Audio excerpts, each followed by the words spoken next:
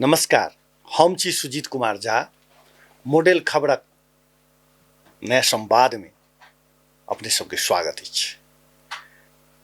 हमरा सब लग छथि आजुक अतिथि जलस्रोतविद रत्नेश्वर लाल कर्ण जी।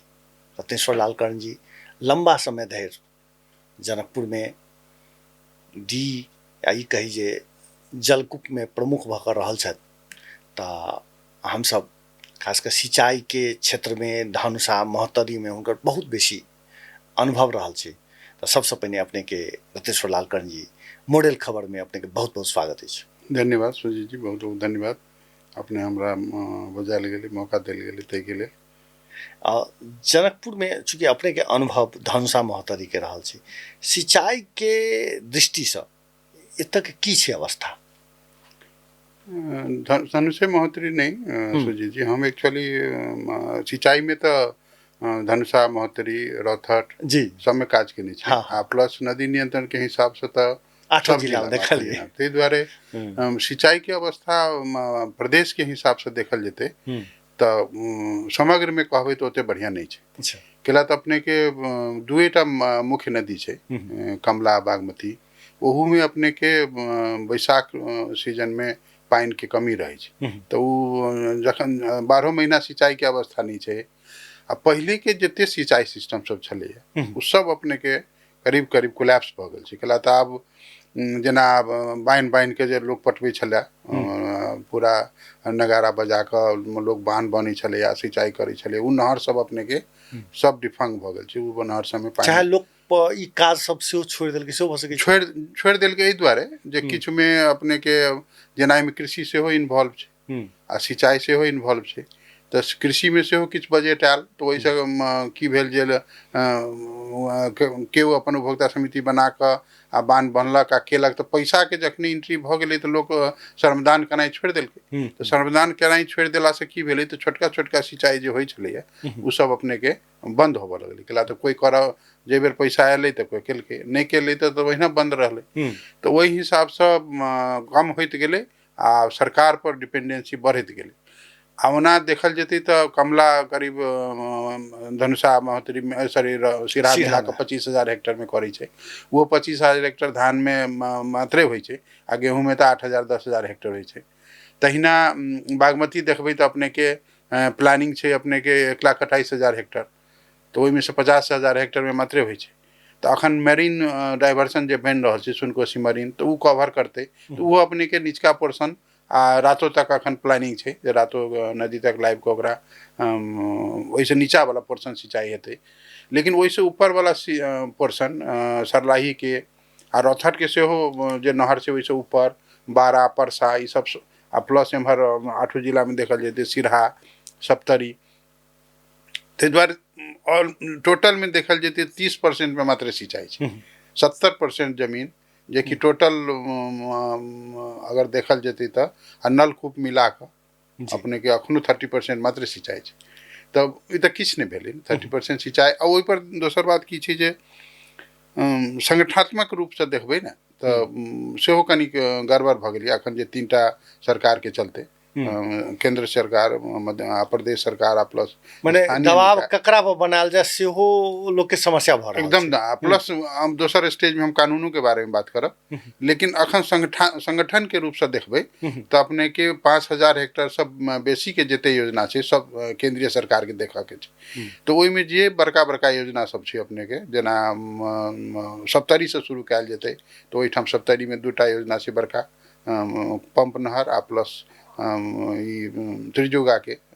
आ तहिना सिरहा में अपने के कमला छै, तहिना धनुषो में कमला भेलै, हरदीनाथ भेलै छोटे स्केल के छै लेकिन ओकरो राखि देने छै केंद्रे में, आ प्लस बागमती भेलै। तऽ ई नारायणी भेलै अथी में बारा में, बारा आ रौथट के किछु पोर्शन आ परसा के किछु पोर्शन। तऽ ई सब केंद्र सरकार के योजना छै, केंद्र के अंतर्गत छै।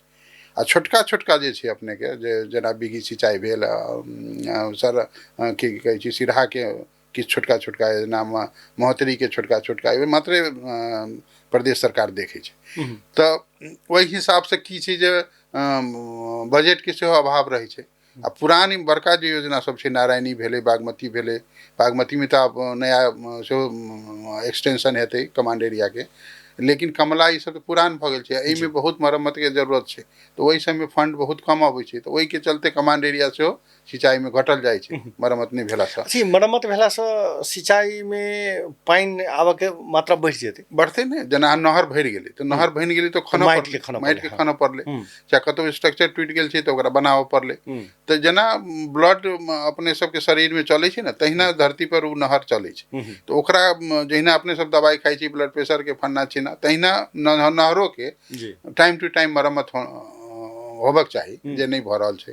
तो बड़का योजना में मरम्मत के अभाव प्लस किछ काजे बाकी छै, न करही के बाकी छै। छोटका योजना लिंकेज के अभाव छै, लिंकेज के अभाव छै। अब छोटका योजना अब किछ छै जे गांव स्तर के देखै छै, तो ओकरो में बढ़िया अथी नहीं छै, जना दूधमती भेलै, चाहे जलाइद भेलै, ई सब छोटका छोटका योजना देखै छै आदि प्रदेश।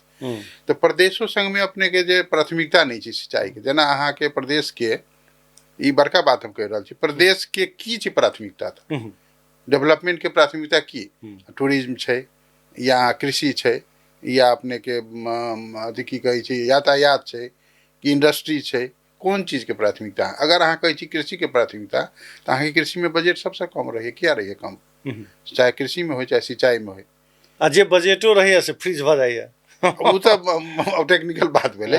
आ दोसर बात की जे सिंचाई के उद्देश्य छै कृषि के उत्पादन बढ़ेनाइ, कृषि और सिंचाई में कतौ संबंध अपने के नहीं भेटत। अपने तो पत्रकारिते फील्ड में काम के लिए तो हम पूरा नेपाले के प्लानिंग कमीशन के सर्वे करेने छलिए, जे अथी वही टाइम में लैब सर छलखिन है प्लानिंग कमीशन में, तो हम वही टाइम से वही टाइम हमरा सबके एकटा टास्क भेटल छलिए जे सिंचाई और कृषि में केना संबंध छै ऊपर से लऽ कऽ नीचा तक, ओकर एकटा अध्ययन करऽ के, आ प्लस प्रोडक्शन बढ़ि रहल छै नहीं बढ़ि रहल छै, तो वही अध्ययन से की एलै रिजल्ट जे कतौ अपने के कोनो कोऑर्डिनेशन नहीं छै।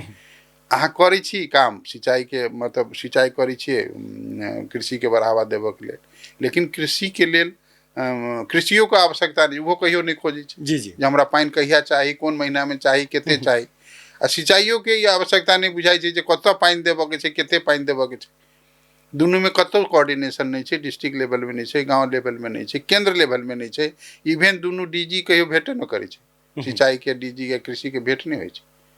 स्ट्रेटेजी सब छै देखबै, कृषियों के बनल छै, सिंचाइयों के, वाटर रिसोर्सेज के बनल छै, वो में छै प्रावधान जे एना एना करऽ के छै कोऑर्डिनेशन। ओकर दोष राज्य के कह सकै छी कि ओकर दोष जे छै से तारतम्य नहीं मिली छै, लोग प्राथमिकता नहीं बुझ पाबि, नहीं मॉनिटरिंग राज्य के दोष छै ना, राज्य के मॉनिटरिंग नहीं छै। मान ली अथी बनल छै, कमिटी बनाबऽ के छै, मीटिंग होबऽ के छै, कोऑर्डिनेशन करऽ के छै, तो किया नहीं भऽ रहल छै, के देखतै आखिर। तो ओहि के लेल किछु कोऑर्डिनेशन कमिटी सबके आवश्यकता छै, ओहिमे हमसब रिकमेंड से केने छलिए जे प्रदेश लेवल में आ प्लस केंद्रीय लेवल में योजना आयोग किछु मान लियौ कार्यक्रम बनेलकै, तो योजना आयोग के कार्यक्रम के कोऑर्डिनेशन कहाँ छै, तऽ कतऽ के कऽ रहल छै कोऑर्डिनेशन, सिंचाई के और मतलब ई कृषि के कोऑर्डिनेशन के लेल मॉनिटरिंग के कऽ रहल छै, कोई नहीं कऽ रहल छै। तो ओहि हिसाब से एकटा मॉनिटरिंग कमिटी होय जे कि हायर लेवल में प्लस प्रदेशो लेवल में जे कि करे, इवन कृषि के अपना कोऑर्डिनेशन नहीं छै, कृषि के जना दऽ देलकै गाबी सके, मतलब गाँव पालिका के, नगर पालिका के, तो ओहि ठाम जे कृषि के अफसर होबक चाही तकर उपलब्धता नहीं छै, ताहि दुआरे अगर आब एकरो ज्ञान केंद्र में नाम चेंज कऽ देलकै, कृषि के आप कार्यालय के नाम छै ज्ञान केंद्र, तो प्रशिक्षण मेटर पर ओकर फोकस हेतै, ज्ञान बढ़ाओ। कनी किसान सबके लेल कनी समस्या भए छै, उ तो सोचै छै कृषि के ऑफिस हेतै, लेकिन ओहिठाम ज्ञान केंद्र के बात भए छै तऽ ओकरा जाओ में डर लगै छै ओहिठाम। आ दोसर बात कृषि के जते वेराइटी ओहिठाम जते वर्क छै ने, आ ओकर कृषि ऑफिस में जेबै तऽ अपने के ओहिठाम ऑफिसरे सब प्लांट अथी के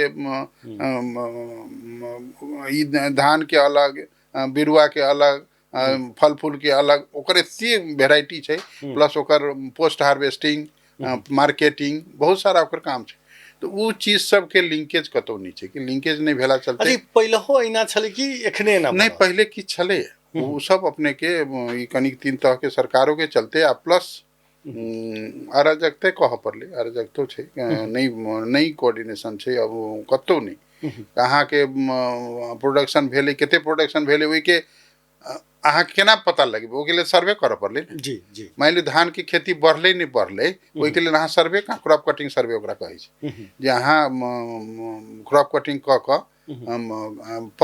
पर हेक्टेयर कते उपजनी भेलै त ओहू सबके मॉनिटरिंग नहीं भ रहल छै अहाँ केना कहबै प्रोडक्शन बढ़ले घटले सिंचाई योजना सब में चाहे कृषि वाला जे करे छै से कहीं कहीं वहीना कऽ लेलक आ बेसी अंदाजिए वहीना राखि दै छै जते प्रोडक्शन भेल। अच्छा ई जनकपुर के जे ई अपने के दूधमती छै चाहे जलाय छै दूटा वो एक प्रकार से तो नहर जाका छै जे नाला जे कहिए तई रूप से एखन काज कर रहल छै बाहक त ओकर एकरा केना विस्तार करक आखिर जनकपुर में तो पानी के जरूरत छै ई नहीं रहते त काल खन हां कोनो चीज के दुनू के प्लानिंग भेल रहे कि अखनो किछ काज सब तो भ रहल छै दूधमतियो में ई तो बहुत छोट स्केल के बात भेले हालांकि लेकिन दूधमती में प्लस जलाइदो में अपने के इवन हमरे टाइम में दुनू का वो नदी के जते वाटर वो छै लेल जाए दुनू का सड़क बना देल जाए प्लस ओकरा प्रोटेक्शन क क मार्केटे भ जेतै एक्चुअली शुरुआतो भेलै पुल चौक से ओहिठाम अपने के मंत्री जी शिलान्यासो भेलै दुनू का तो वालो बनलै प्लस दुनू का सड़कों के व्यवस्था के बात भेलै लेकिन एके साल चललै तकरा बाद फेर प्रोग्राम बंद भ गेलै मंत्रियो चेंज भ गेलै कार्यक्रमो एक्चुअली उमेश यादव जी मंत्री रहथिन ओहि टाइम में तो वही टाइम में शुरुआत भेल रही ओकर लेकिन दूधमती के सेहो अखनो काज भ रहल छै कि भवन विभाग करा रहल छै काज तो एहि हिसाब से की छै जे ओकरो मास्टर प्लान तैयार नहीं छै वो एडवोकेट रूप से एते एते केनो टोटल रिवर के अगर मास्टर प्लान होय वही हिसाब से ओहि में जनता के सहभागिता होय गलत अहाँ मुआवजा नहीं दे सक रहल छियै अहाँ के जमीन के उपलब्धता तो सहभागिते में हैत आ एकटा बहुत बड़का पोर्शन की छै जे उपभोक्ता समिति जे छै ने कृषि या चाहे सिंचाई में दुनू के अलग अलग उपभोक्ता समिति छै कृषि के अपन उपभोक्ता समिति छै सिंचाई के अपन उपभोक्ता समिति छै काज दुनू के एके छै खास तो कृषि उत्पादन बढ़ावे के छै जी तो अब सिंचाई वाला उपभोक्ता समिति के अपने के एकरा में दुनू में कतो संबंध नहीं छै अगर सिंचाई उपभोक्ता समिति जाके कृषि वाला के किछ मांगे छै तो कहै छै नहीं हमर सबके अपने उपभोक्ता समिति है तहिना सिंचाई वाला के अपन अपने उपभोक्ता समिति छै तो अहू से की भ रहल छै जे जनता प्लस उपभोक्ता समिति सब में जतऽ यदि काम नहीं छै पैसा कोनो इन्वॉल्वमेंट नहीं छै तो समिति सब काम नहीं कर रहल जी तो अपने के सरकार ओते काज पानी खेत खेत में तो नहीं पटा सकै छै सरकार तो उपभोक्ता समिति के बहुत आवश्यकता छै उपभोक्ता समिति नहीं भ क सिंचाई भइए नहीं सकै लेकिन वही में कमी भ रहल छै ओहि में गवर्नमेंट के ओते ध्यान नहीं छै ओहि पर अच्छा एठाम से चूड़े के लिंकेज की छै जो अपने कहल गेलै जे एकटा तो उ समस्या छै अपना सब के लिए तो बड़का लिंकेज छै अपना सब के लिंकेज एहि दुआरे छै जे ग्राउंड वाटर के जे पूरा लिंकेज छै चूड़े से अच्छा ग्राउंड वाटर के अहाँ अगर सिंचाई के लिए यूज करबे अगर अहाँ मान लिए ना सरफेस इरिगेशन अहाँ के दुईटा नदी में पानी नहीं है तो अखन अहाँ बागमती में तो चलो मरीन डाइवर्सन कऽ लेली जी लेकिन कमला में तो अहाँ के नहीं है कोनो कमला के लिए सुनकोशी कमला डाइवर्सन छै जे कि अखन पहचाने सर्वे में छै वो 50 बरस लागत अहाँ के तो 50 वर्ष तो बिना सिंचाई के अहाँ नहीं रह सकै छी तो 50 वर्ष के कवर कर मैं एक एग्जांपल देलहुँ तो आप कते लगते नहीं लगते एखन कामे नहीं बढ़ रहल छै किछो पहचाने सर्वे के लेवल पे तो ओहि के लेल की छै जे ग्राउंड वाटर के जरूरत छै आ ग्राउंड वाटर के जे अपने सुनने रहल छी 3-4 बरस से जे इवन खाने पानी के लिए समस्या भ गेल छै ग्राउंड वाटर लो भ रहल छै लेकिन समग्र में कहबै तो ग्राउंड वाटर लो नहीं होइ छै एकटा ओहो बात छै कि लोकल जेना कि अहाँ के वीरगंज भेलै चाहे जनकपुर भेलै बड़का बड़का शहर के एरिया में अपने के लो भाई छै लेकिन टोटली कहबै तो ग्राउंड वाटर के कमी नहीं छै ग्राउंड वाटर अहाँ के अगर डीप ट्यूबवेल करायल जाए ना तो ग्राउंड वाटर के कमी नहीं छै वो अपने के ऊपर में कनिक डिटेल में जेबे अपने के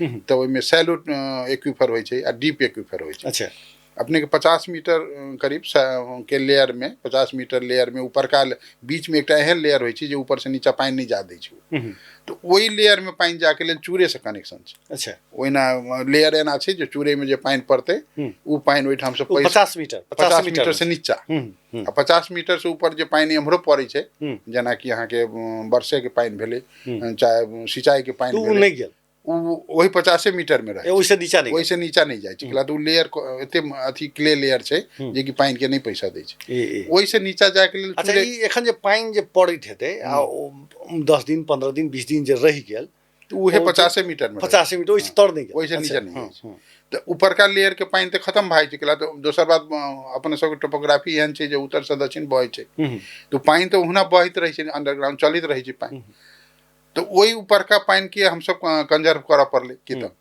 आ दोसर बात निचका डीप ट्यूबवेल के जे पानी छै वो पानी तो अपने के ऊपर से पैसे नहीं रहल छै, पानी नहीं अहाँ के डिफोरेस्टेशन के चलते, बसोबास के चलते, डिफोरेस्टेशन के चलते चूड़े के जो विनाश हो रहा है, तो वही में अपने के 10 साल पहले के सर्वे अनुसार 40 लाख आदमी बैस गए, आ ये बीच में 10 बरस में और केते बैसल हेतै। वो अपने के चरण करे छै, स्कूल बना रहल छै, घर बना रहल छै, ओकरा सबके लाइन भेट रहल छै। अब सुनै छी जगो दरता भ जेतै ओकरा सबके, आ गाछ वृक्ष समाप्त भ रहल छै, त पानी जे पड़तै ओकरा रिटेन करऽ के लेल त किछु बाधा होबऽ पड़लै ने, तो बाधा ही गाछ वृक्ष होइ छै, तो उ रोकलक तो पानी की भेल नीचा सीपेज भेल, आ उ भ क उहे अंडरग्राउंड वाला जे एक्वीफर छै, डीप एक्वीफर, वही में गेल तो उ भरल रहल। अपने के याद हैत जे पहले के जमाना में ई जना धर्मपुर छै चाहे ई महेंद्र नगर के लेयर में अपने पानी अपने निकले छल, आर्टिजन वेल ओकरा कहै छै, तो उ प्रेशर छलिए पानी के। आब उ पानी प्रेशर कम भ गेलै तो पानी निकलनाइ बंद भ गेलै, केला तो पानी अहाँ के ऊपरे चूड़े में नहीं पानी आबि रहल, ओते सूखा छै, ओते सूखा छै। तो काल्हि के भविष्य अहाँ ई सोची छी जे सरफेस इरिगेशन नहीं भ सकै छै, तो अहाँ ग्राउंड वाटर के लिए तो अहाँ के उपाय नहीं छै, खाने पानी नहीं द सकी रहल छै, तो उ अगर चूड़े संरक्षण नहीं है तो अहाँ के तो वो समस्या रहत। चूड़े संरक्षण तो सबसे पहले अहाँ के खाने पानी के समस्या समाधान करऽ पड़ल, खाने पानी समस्या समाधान करऽ के लिए सेहो कोऑर्डिनेशन नहीं छै, जेना कि अपने के ई तीनों सरकार के फेर ओहिठाम समस्या छै, तीनों सरकार के समस्या छै। जे स्थानीय सरकार से उ कहै छै हम डीप ट्यूबवेल नहीं गाड़ऽ देब, मान लियौ एकटा जेना उदाहरण के लिए वीरगंज छै, तो वीरगंज निर्णय कऽ देलकै जे हम डीप ट्यूबवेल नहीं गाड़ब, ओकरा की भेलै, लेकिन डीप ट्यूबवेल गाड़ला से अथी ई जे ड्रॉ डाउन भए छै से नहीं होइ छै। अच्छा, उ तो निचका लेयर में छै, ऊपरका लेयर ड्रॉ डाउन केना हेतै, ऊपरका लेयर तो ऊपर के कते कते अथी में जाइ छै, उ तो 200 400 फीट रहे छै, 400 फीट जेना अखन एठाम कॉल के पानी अबै है ना 400 फीट पर, उ एक डीप एक्वीफर में रहे छै। अच्छा, ओहि में भूर क के तब एठाम से निकालै छै, तहिना डीप ट्यूबवेल सब रहे छै। तो डीप ट्यूबवेल से अपने के ऊपरका लेयर से मतलब नहीं रहे छै, डीप ट्यूबवेल तो निचका लेयर के मतलब रहे छै। अच्छा, तो एकर जानकारी के अभाव में सो किछ ठम विवाद भ रहल छै। नहीं, जानकारी तो टेक्निकल जानकारी तो सबके छै है, लेकिन अब जनता के कनी बुझाव पड़ले, आ प्लस नेता के बुझा पड़ले बात। लेकिन ई त इंडियो समय जना सीतामढ़ी सब में खास कर बैसाख जेठ के समय में तो अथी तक नहीं, माने दमकल से पानी नहीं निकाला दै छै, तेहन अवस्था छै। हाँ, ओकरा सब सरफेस डीप ट्यूबवेल के नहीं की ऊपरका लेयर के। अच्छा, ओहूठाम उहे गेल छै ना अपना सब, तो हम सब पानी के रोकी नहीं रोकी, ओकरा यूज करिए नहीं करिए, पानी तो बह के जेबे करते, अथी ऊपर को पानी तो बह के चले जाइए अहाँ के सरफेस, बाहरो अबैया प्लस बह के चल जाइए, तहिना ग्राउंडो वाटर बह के जा रहल, ग्राउंड वाटर के अहाँ यूज नहीं करबै तो वो बह के। इंडिया में एकटा चीज जे देखा रहल छै, जे कहै छै जे अपना अपना घर में माने खास कर ग्राउंड में जे घर के जे चहुदी छै तै ठम एकटा जे छै से इनार टाइप के करू, खुद के राखू, जे पानी जे एते रेन हार्वेस्टिंग ओकरा कहै छै, छत पर जे पानी पड़ल ओइ पानी के अहाँ कलेक्ट क के अहाँ अंडरग्राउंड क दियौ ओकरा। उ अपने याद करियो ना, पहले के इनारो सब पर जे नहाय छलै ने लोग, तो साइड में वो खद्दा रहै छलै, तहिना कलो के खदिया रहै छलै। अच्छा, तो अब उ सब पानी जाके खदिया में गेल, फिर उ फिल्ट्रेट केलक, फिर अथी भेल, तो वो सिस्टम सब हरा गेल, केला त पूरा कंक्रीटे कंक्रीट भ गेल। जनकपुर में अहाँ के इनार के बगल में खाना के जगह छै नहीं, तो ओहि के चलते की भेलै जे पानी अबै छै सब बह के चल जाइ छै ड्रेनेज से, तो उहो सिस्टम सब खत्म भ गेलै। दोसर बात गाछ वृक्ष के कमी भ गेलै, जे कि रिटेन करे छै पानी के, वो सब नहीं भ रहल छै। रेन हार्वेस्टिंग के मान ली नगरपालिका नियम लगा देते जे हमरा ई करी के, तो लोग के नक्शे नहीं पास हेतै, किया नहीं करते। अब बड़का बातो नहीं छै, ओहि में कॉस्ट वाइज देखबै तो 3-4 लाख के फर्क छै, तो कोन बड़का बात नहीं भेलै ना। अहाँ इनार के अथी छत के पानी के पाइप के थ्रू लाइव को वो इनार में ध दियौ, इनार से अपने सोखता जका रहते, सुखा जेतै, उ कोनो बड़का बात नहीं छै। लेकिन करऽ के एकटा दृढ़ संकल्प होबऽ पड़लै, और के जनता के सेहो कन्विंस करऽ पड़लै ओहि हिसाब से हेतै। तो एहि हिसाब से देखबै ने तो सिंचाई में अपने के अगर ग्राउंड वाटर के हम सब डेवलप नहीं कर सकबै या चूरे के संरक्षण नहीं कर सकबै तो हम सब सिंचाई ग्राउंड वाटर से नहीं कर सकै छी। ग्राउंड वाटर हमरा सबके उपलब्ध नहीं रहतै आ सरफेस वाटर तो उपलब्ध नहीं छै। अब माने एकटा बीबीसी के एकटा न्यूज के अनुसार जे अंटार्कटिका के सबटा बर्फ पिघल रहल छै धीरे से धीरे उ जे छै से किछु वर्ष के बाद ओहिठाम अहाँके बर्फ नाम के चीज नहीं रहतै। दोसर बात जे छै से 20-25 वर्ष के अंतराल के ओ कहि रहल छै जे पानि के संसार भरि क्राइसिस के अथी देखा रहल छै आ तैठाम हमसब ई छोटका छोटका बात पर जे छै से ध्यान नहीं दऽ रहल छी। उ एते अंतर्राष्ट्रीय अथी कर रहल छै। नहीं जलवायु परिवर्तन तो भइए रहल छै। जलवायु परिवर्तन के चलते अपनो सब में इफेक्ट पड़ि रहल छै। एकरा एहि हिसाब से एकदम गहन दृष्टिकोण से देखबै तो अपने के वर्षा आब कोन महीना में होइ छै, पहले कोन महीना में होइ छल, आब कोन महीना में समय तो शिफ्ट भऽ रहल समय शिफ्ट भऽ रहल कथी के चलते तो एनवायरमेंटे के चलते। पहले 6 महीना के जाड़ होइ छलै अब 2 महीना के जाड़ होइए। तो ई सब चीज प्रभाव तो पड़ि रहल छै। अपना सबके प्रभाव जेना टेम्परेचर बढ़ि रहल छै तो टेम्परेचर अपनो सब एहिठाम बढ़ि रहल छै। ओकर स्केल बहुत कम हेतै आ अपने सबके चलते टेम्परेचर बढ़ै छै सेहो बात नहीं, वो तो वर्ल्ड वाइडे समस्या छै। लेकिन हम सब जे कर सकै छी से तो हमरा सबके करऽ पड़लै। जेना वृक्षारोपण करऽ पड़लै, अपना जेना कार्बन के वाला बात जे छै कार्बन उत्सर्जन वाला बात छै ओकरा हम सब कंट्रोल कर सकै छी। जेना ई ग्राउंड वाटर के यूज करऽ के लेल हम सब अथी रेन हार्वेस्टिंग कर सकै छी, कंजर्वेशन पॉन्ड सब बना चूरे के डेवलप अपना सबके समग्र में देखबै ना डेवलपमेंट के लेल जीवन के लेल चूरे संरक्षण बहुते जरूरी छै। नहीं तो अहाँ उदाहरण हम एकटा खाई छी अहाँके महोत्तरी के जला अथी जंघा नदी कतऽ गेलै, जंघा नदी अपने के सोनमा के नजदीक से सोनौल नजदीक से डाइवर्ट भऽ कऽ मिल गेलै अथी में कि छै औक्सी मिल गेलै रातों में। उदाहरण हम कह रहल छी। एहन और जेना सिराहा में गागन छै ओ रिवर सब की होइ छै जे शिफ्ट कऽ रहल छै, शिफ्ट कऽ कऽ दोसर में मिल जाइ छै। तो जते शिफ्ट करै छै ओ सब में बालू बालू कऽ दै छै। तो मरुभूमिकरण तो अहाँके बढ़ि रहल है। अखन बथनाहा सब में वही एरिया सब में कतौ पानि छै ओहिठाम के लोग सब माइग्रेट कऽ रहल छै ओकरा सिंचाई के कोनो सुविधे नहीं छै। आ ई क्रम नेपाले बॉर्डर में रही छै से बात नहीं छै। प्रकृति के लिए तो बॉर्डर के कोनो वैल्यू नहीं छै। तो वो अपने के शिफ्ट करते इंडियो में। तो चूरे अपने के मान ली कल्पना करियो ने चूरे के पूरा अगर अहाँ बिछा देबै तराई में बालू के तो वहाँ के की हेतै मरुभूमिये बनतै ने। तो उहे भऽ रहल छै, ओकर क्रम शुरू भऽ गेल छै।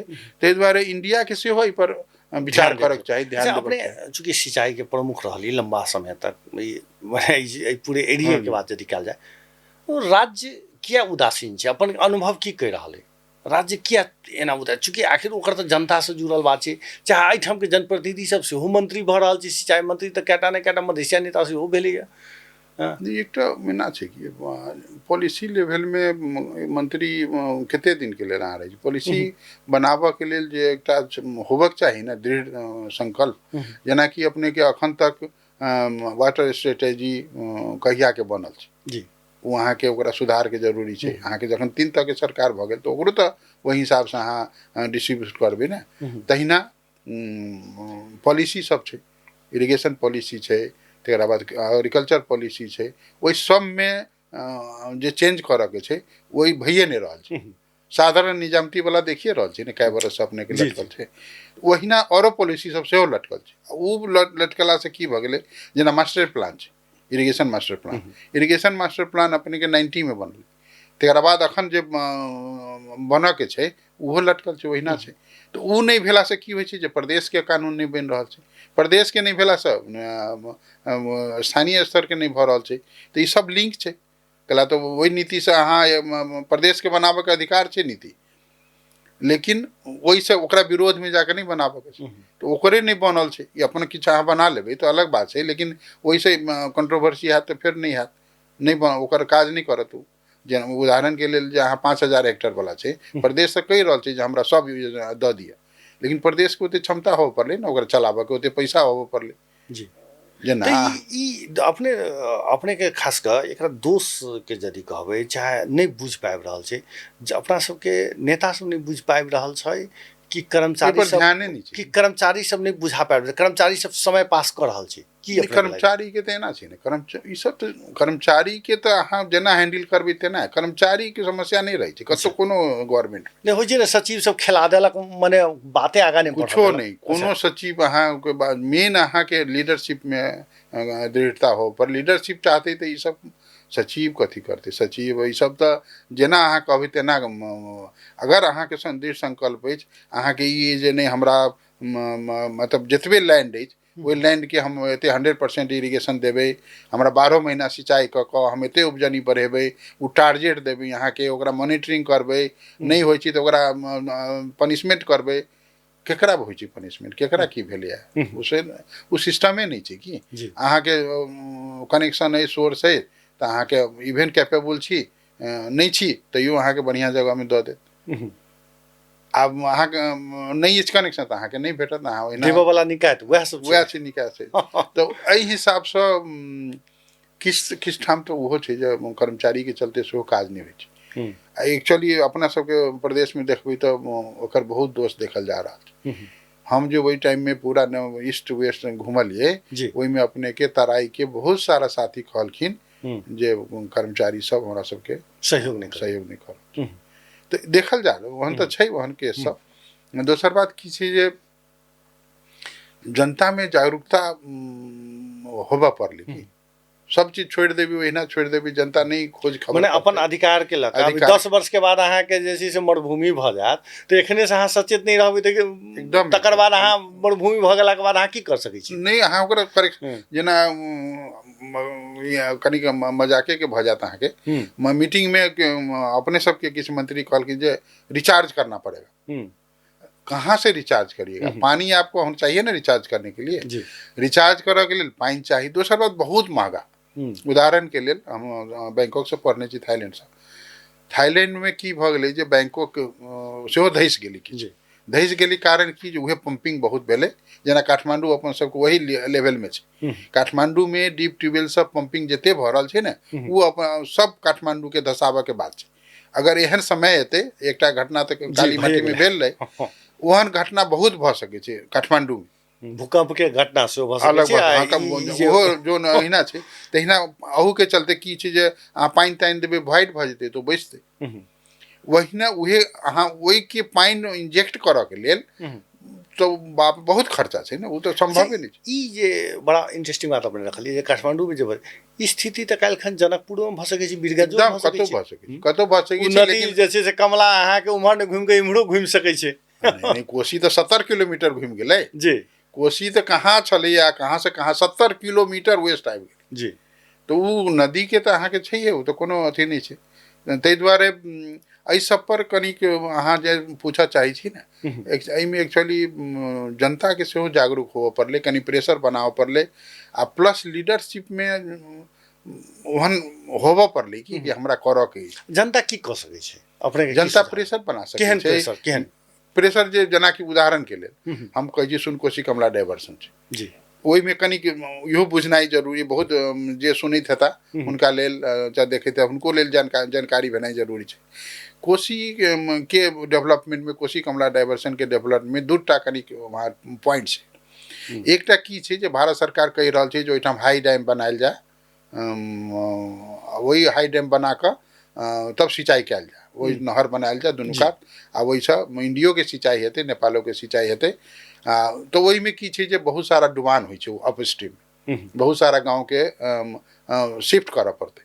तो ओहि में नेपाल सरकार नहीं तैयार होइ छै, ओहि में माओवादी के टाइम में बहुत डिस्टर्ब भेलै, सर्वे नहीं करऽ दै बहुत टाइम, सॉइल इन्वेस्टिगेशन जे टेस्ट सब होइ छै से सब नहीं करऽ देलकै। एकटा ई प्रपोजल छै। दोसर की छै जे जतऽ सुनकोशी और दूध कोशी मिलै छै ओहिठाम से अहिना टनल बना कऽ, जेना सुनकोशी मरीन भऽ रहल छै तहिना ओहि में तावा में खसा कऽ आ ओकरा कमला से तावा कनेक्शन छै तऽ कमला में फेर उत्तरायणी में एकटा डैम बना कऽ आ तब दुनू कात सिंचाई कयल जाए। दूटा प्रपोजल ई लोक नहीं बुझी जे सुनकोशी कमला कहैत रहै छै, लेकिन ओहिठाम कनि ई पॉइंट छै कि तऽ हाई डैम वाला में की छै जे हाई डैम वाला में इंडिया से छै नेगोशिएशन, ओहिठाम डैम के हाइट के झंझट सब छलैया, तो ओहि में किछु मीटिंग में अखन डैम के हाइट किछु घटायल गेलैया, जेके चलते ऊपर में जे इनोंडेशन होइ छै डुबान हेतै से कम ही हेतै।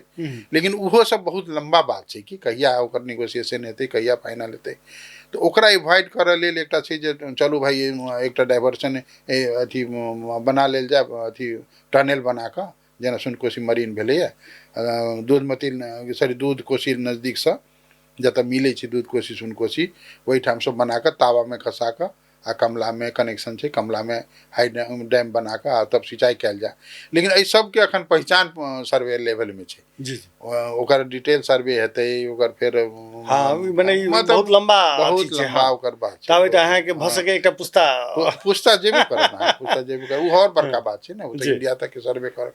दोसर बात अहाँके जमीन बहुत जायत, अहाँ ओकर लेल एग्री कर नहीं करबै, उम्हर के जते गाँव सब शिफ्ट करऽ के छै ओ शिफ्ट करऽ सकबै नहीं सकबै, ओकर मुआवजा देबऽ सकबै, ओ तऽ इंडिया में देखली कते। लेकिन यह जै समय में ई मुद्दा उठल रहे, मने कमला के बात, कमला या कोशी के बात जे कर रहल छी, ठीक वही समय में जे छै से कर्णाली लक्का नदी में सेती नदी के भेरी बबै, हाँ वो तो काज तो बढ़ भेरी हाँ। ना उहे सब कनी छै कि हाँ। भेरी बबै टोटल 40,000 हेक्टेयर में सिंचाई करते जी। वही के लेल अहाँ ओते बड़का बात, हालांकि ओहिमे हाइड्रो पावर सेहो छै आ सुनकोशियो कमला में छै हाइड्रो पावर, प्लस अखन सुनकोशी मरीनो में हाइड्रो पावर छै। सुनकोशी कमला डाइवर्सन 1,80,000 हेक्टेयर के सिंचाई करते, सबसे बड़का छै। 40,000 हेक्टेयर के लेल लागल छै। सबसे बड़का प्रस्ताव, सबसे पुरान प्रस्ताव छै सुनकोशी कमला डाइवर्सन। जापानीज सब जमाना में ई सब केने छलैया, फिर जर्मन सब केने छलैया, लेकिन ई सब अहिना अध्ययन लेवल में रह गेलै, नहीं बढ़लै। अखन सुनकोशी मरीन बढ़लै, सुनकोशी मरीन तऽ अपने के टनल के काम ऑलमोस्ट खत्म भऽ गेल छै, डैम के काम बाकी छै। डैम हम बनाब कनिके दिन पहिने भेरी वाला में गेल छलिए, हाँ भेरी देखलिए, हाँ ओकर जे एकदम हाँ ओकर करीब कंप्लीट भऽ गेल छै। आ ओ अपने के हमरा लगैया जे हेडवर्क्स छै ने, हेडवर्क्स के किछु ओकर सेकंड मैन शायद प्रोजेक्ट के जनक उधमसे के छलखिन, तऽ हम सब गेल छलिए तऽ देखेलखिन हमरा सबके। अच्छा हरिनारायण जी शायद, हाँ हरिनारायण खोजरी के छलखिन, हाँ हाँ। तो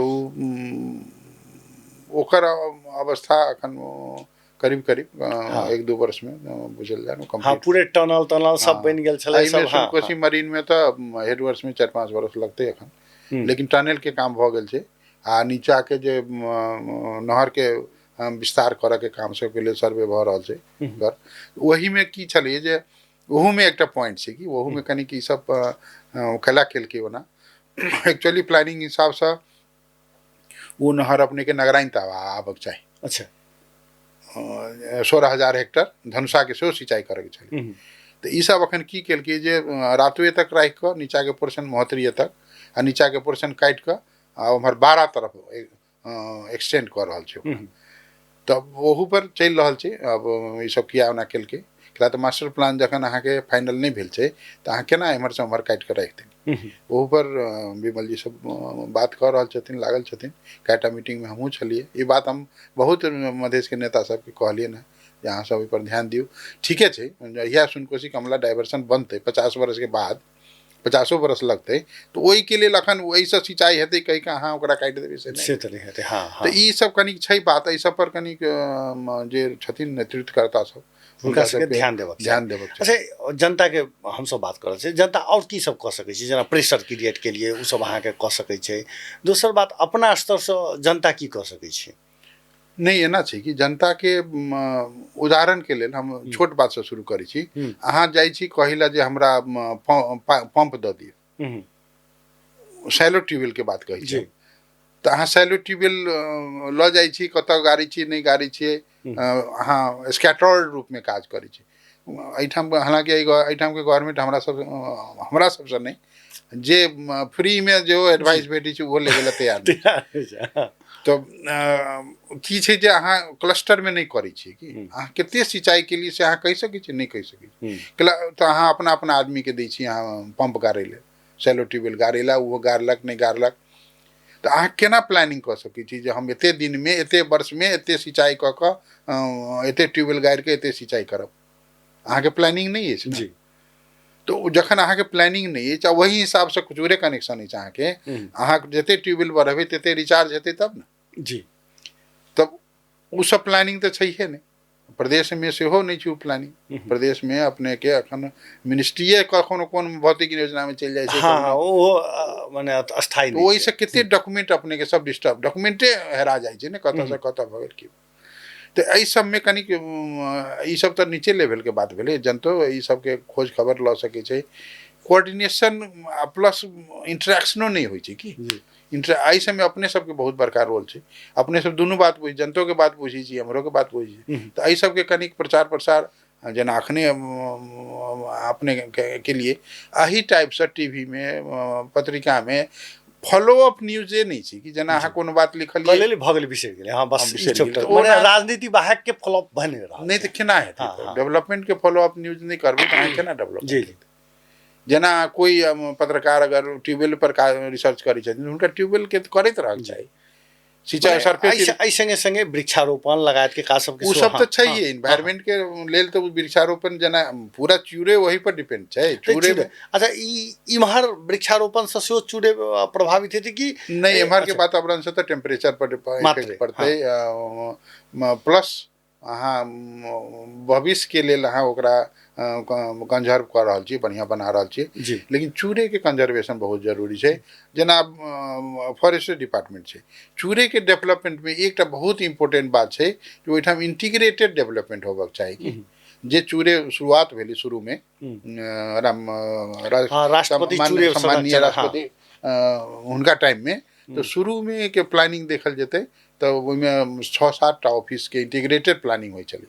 ओहिमे अपने के सिंचाई, कृषि, वन, तकरा बाद की कहै छै नदी नियंत्रण, तकरा बाद की कहै छै जड़ी बूटी, एहि सब के प्लानिंग कला। तब चूड़े में तो सब चीज छै। तो आब अहाँ की कह दिलु, सब इंटीग्रेटेड प्लानिंग के हटा दिली, आब ककरो से ककरो संबंध नहीं छै। आब एकटा छोटका यूनिट अहाँ खोल दिली जे कि खाली कर्मचारी के बीच में अहाँ गाँव पालिका के दिलिए काज, गाँव पालिका नहीं कर सकली तो अब अहाँ एक छोटका यूनिट ऑफिस खोलने छी, वैसे अहाँ के काम सब करी छी। लेकिन वैसे अपने के चूड़े के नहीं भ सके। में चाही माने बड़का योजना के संग बड़का योजना ओकर एक्चुअली मास्टर प्लान बनल छै। मास्टर प्लान रिवाइज भ चुकल छै चूड़े संरक्षण के, वही के फॉलो अप करल जाए ना। ओते बेसी प्लान अहाँ सोचे के कोन जरूरी, जे ओहि में प्लानिंग में देल छै फंड ओहन घट गेली से बात नहीं छै। फंड अखन लेकिन यूज नहीं भ रहल छै ओकर। दोसर बात रिसर्च के काम सब छलैए ओ सब नहीं छै, यूनिवर्सिटी से कनेक्शन छलैए ओ सब नहीं छै, जे जनता सब इंटरेक्शन होइ छलैए ओ नहीं भ रहल छै। ताहि दुआरे चूड़े हमरा नहीं कहक चाही, लेकिन चूड़े के ऑलमोस्ट कहल जाए तो फेल्योरे छै। माने फंक्शनलेस छै। दोसर बात की छै, जहाँ प्रदेश के सेहो अधिकार दे दिली वन के, तो प्रदेश के वन के अधिकार दिली आ फिर चूड़े में काम नहीं कर सकैए। प्रदेश जे छै वृक्षारोपण करे छै तो ओहो उहे खाने पानी अथी पंप जका स्कैटर्ड एहिठाम 5 अहाँ भाई कोनो एकटा बेसिन के तो कंप्लीट करू। जी जी। एक सब या ग्रिड में करू, कोन चीज में अहाँ वृक्षारोपण करै छी पते नहीं चलै छै। वृक्षारोपण एते कंप्लीट एते हेक्टर भेलै से कहि कऽ, ताहि दुआरे ओहो चूड़े में ओहो समस्या छै। आ चूड़े में तो अपने के समस्या छै, तो ओकरा करऽ के लेल एक्चुअली अपने सब में लगियो कि चूड़े के फॉलो अप न्यूज देव पड़लै आ प्लस प्रेशर बनाब। जी अब हम कनी व्यक्तिगत अतिथि साहब जखन रिटायर भेली अपने तै के बाद के समय केना बीत रहल छै? रत्नेश्वर लालकंठ सर एते अनुभवी लोग एते ओ एखन केना की कर रहल छै? लोग तो जाना चाहैत हेतै। हमरा कम व्यस्ते रहै छै करी। अच्छा जेना अपने बजलिए तहिना किसी अथी सामाजिक काम सब में, जेना कि हमर सबके अथी लायंस क्लब छै, लायंस क्लब के एक्टिविटी सब होइत रहै छै।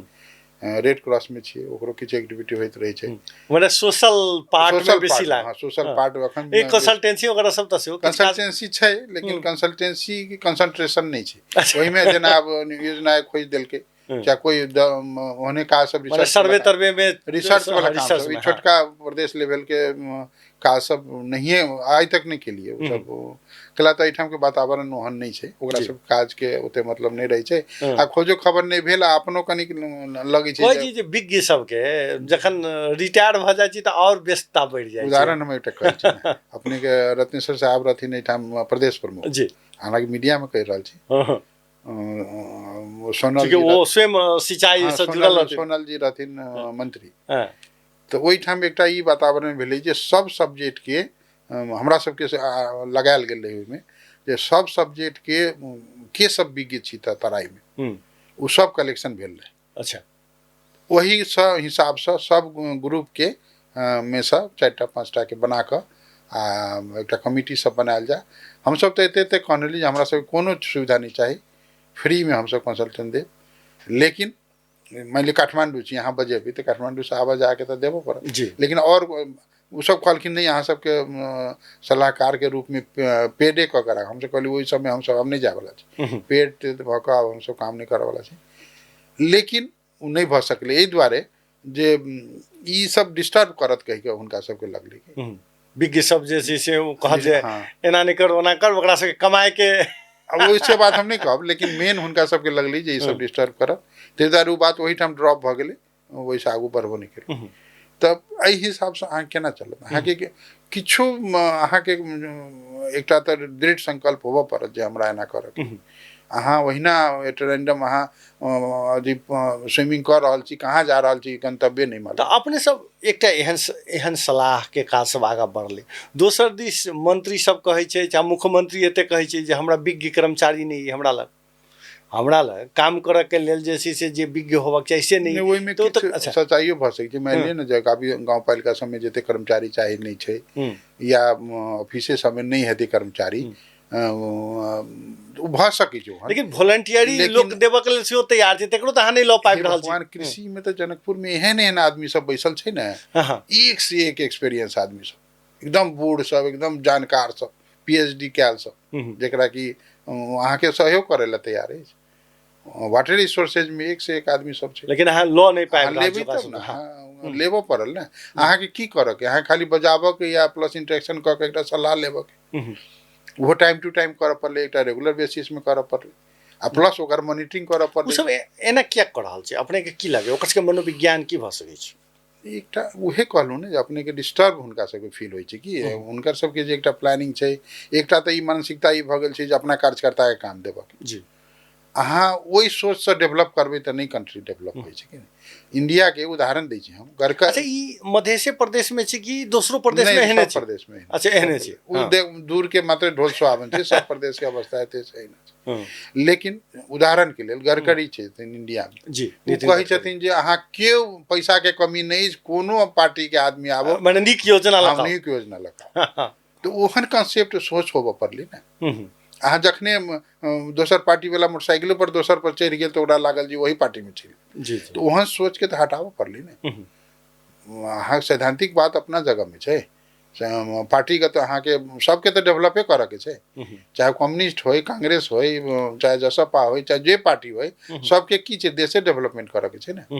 तो डेवलपमेंट में अहाँ के कथी ला सबसे एकटा और बात हम बहुत अथी बात कहि रहल छी जे गाँव पालिका लेवल में पार्टीगत सिस्टम रही के नहीं चाही। अहाँ एक तरफ समाज के डिवाइड करै छियै आ दोसर तरफ कहै छियै जे मिल के काज कर, केना पैर बांध के दौड़े ला कहबै तऽ हेतै?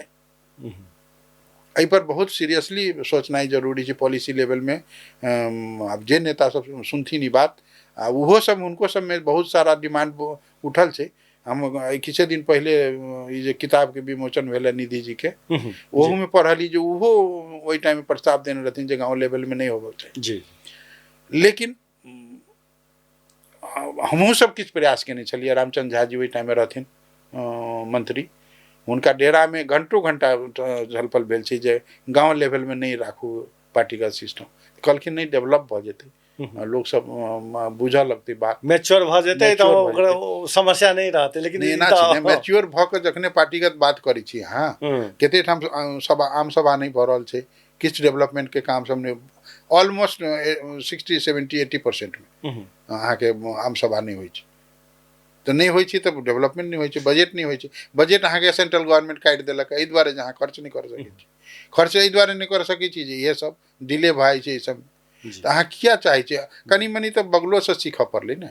ओहिठाम अखनो तऽ पंचायत सिस्टम छै, ग्राम पंचायते छै, जिला पंचायत छै, जिला पंचायतक ओहिठाम कोनो पॉलिटिकल सिस्टम नहीं छै, इवेन ऑथराइज नहीं छै जे सांसद ओहिठाम रहे जाहिठाम इलेक्शन होइत रहै छै, तऽ ई सब तऽ कनिक सीखऽ पड़ै छै ने जी। अच्छा आब एकरा समग्र में एकरा यदि संहिता के बात यदि कयल जाय, माने ई इंटरव्यू के, ई बातचीत के, तो अंत में की कहल जा सकै छै जे ई जे विकराल अवस्था दिस हम सब जे जा रहल छी तेकरा जे छै से जनता जनप्रतिनिधि आ नीति निर्माण तीनों के गंभीरता साथ सोचऽ पड़लै कि तीनों के बहुत की करबै? गंभीरता के साथ एक्चुअली हम सब कतौ जाइए नहीं रहल छी कि एना देखबै ना हमर अथी गोल कतै से बुझा नहीं स्टैंड पाबि नहीं नहीं अखन तो कंट्री स्टैंड स्टिल भ गेल बा कोनो चीज जेना कि आगू नहीं बढ़ि रहल छी कि स्कूल सबके सबसे बेस छी स्कूल के अवस्था देखल जाए ये आर कैंपस ये ठाकुराम कैंपस के अमृत कैंपस तीनटा के फेमस नाम छलै जी हजारों निकलल हेतै इंजीनियर डॉक्टर सब ऐसा लेकिन उहे अवस्था केहन भ गेलै जी डिग्री बांटऽ के लेल स्कूल सब में अहाँ देखियौ जे व्यवस्थापन समिति के चलते कनिक डाइवर्ट भ रहल छै हम अपना जी जी नहीं नहीं हाँ लेकिन ओहिठाम अपन आदमी सबके अहाँ टीचर में राखै छी जे कि कैपेबल नहीं छै तो उ अहाँ के इंटरव्यू लेबऽ जाइ छै अपने ही सब जाइ छियै तो ओकरा बाजऽ तक नहीं आबै छै ओकरा स्कूल अथी के बहुत किछु बुझल नहीं छै उ विद्यार्थी केहन विद्यार्थी यहाँ तैयार करऽ चाहै छै कहाँ ल जा चाहै छी अहाँ एहिठाम हाईवे से उम्हर जाओ तो शिक्षा के स्तर हाईवे से नीचा आओ शिक्षा के स्तर रियलिटी में जाय पड़लै कतऽ जा रहल छी हम सब तऽ जी जखने सब चीज के बेस शिक्षे छै तो शिक्षे के अहाँ खत्म कऽ दऽ रहल माने छी कहके मतलब गोल देखा नहीं रहल छी गोल छै हमरा सबके बुझा रहल छै लेकिन माने जायब कतऽ से द्वार जेना ब्लॉकेज भऽ गेल छी पॉलिटिकल अनस्टेबिलिटी के चलते लोग जखन अबै छथिन ने जेना हम कते दिन रहब नहीं रहब से नहीं ठेकान बुझाइ छै तो उ सब एहन बड़का बड़का बात नहीं सोच सकी एकटा स्टेबल गवर्नमेंट चाहिए ना प्रदेश सबके तो एहन भऽ गेल छै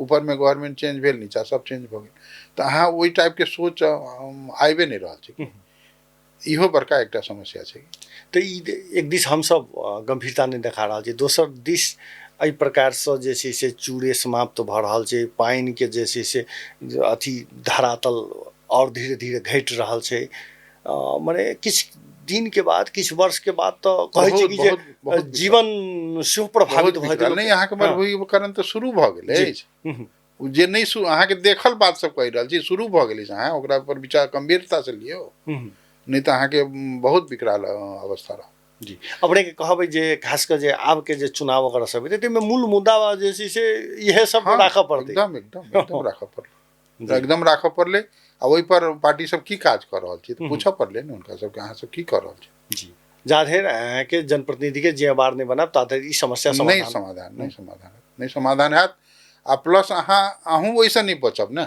जी अहूँ तो वही समाज में रहै छी आइ ने अहाँ पद पर छी काल्हि तो वही पद पर नहीं रहबै अहूँ के समाज भोगऽ पड़त इवन मजाके रूप से वही टाइम में मीटिंग भेल रही ये खाने पानी के तब कहलखिन जे मुख्यमंत्री जी के यहाँ पानी नहीं आ रहा है मीटिंगे में एलै कॉल की बात सब तो आब नहीं बाजै के होइ छै लेकिन कहियो काल के एहन होइ छै जे बाढ़ि अबै छै तऽ हुनका घरों में पानी ढुकि जाइ छै घरों में पानी जी तो ये सब के एक्चुअली बहुत गंभीर समस्या छै कि पता नहीं अब सोच के एहन छै कथी ला केना ई सब लऽ जेथिन आगू हम तो कहलूँ ने अहाँ एक साधारण ई बात नहीं अहाँ फाइनल केने छी जे एहि प्रदेश के प्राथमिकता में फर्स्ट प्राथमिकता की छै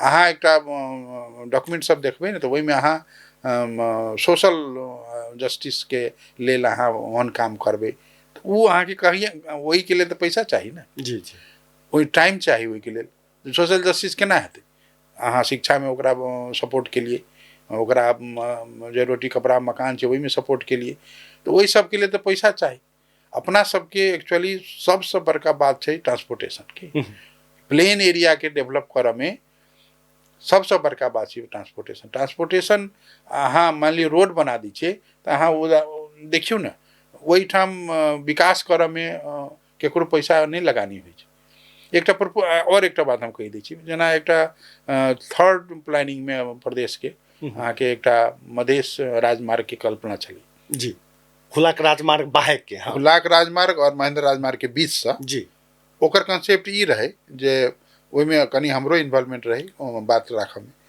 ओकर ई कंसेप्ट छलिए जे माइग्रेशन भऽ रहल छै तराई के हाईवे पर महेंद्र राजमार्ग पर उ रुकतै आ प्लस इंडस्ट्री सब डेवलपमेंट करे लेल हुलाकी राजमार्ग ठीक नहीं छै आ महेंद्र राजमार्ग में की तो लऽ जा पड़ल अगर मध्य प्रदेश में राखऽ चाहै छियै तऽ ओहि हाईवे पर जे पुरान मार्केट सब छै सब जिला के, जेना हमरे सबके महेंद्र नगर छै, चाहे धनुषा के कहलहुँ हँ, चाहे सिरहा के अपने के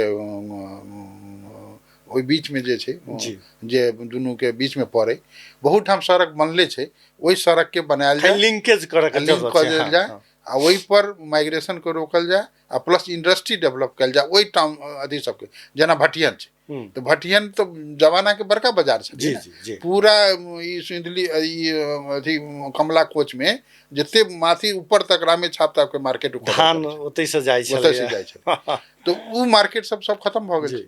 तो अहाँ ओहिठाम अहाँ टाउन डेवलपमेंट कऽ सकै छी ओहि मार्केट सब में, अहाँ कोन कंसेप्ट में जा रहल छी से तऽ आखिर फाइनल करऽ पड़े, की करऽ चाहै छी।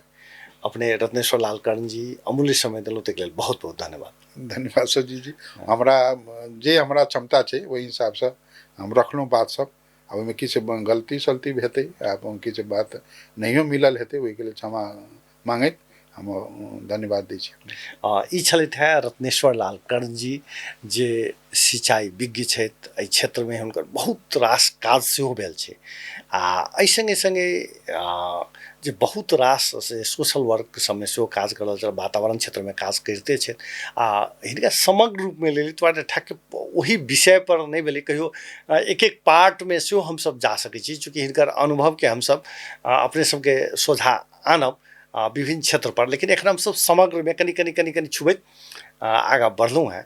तऽ पुनः कोनो दिन सर के और आनब से कहैत मॉडल खबर से हम सुजीत कुमार झा आज्ञा चाहै छी। नमस्कार।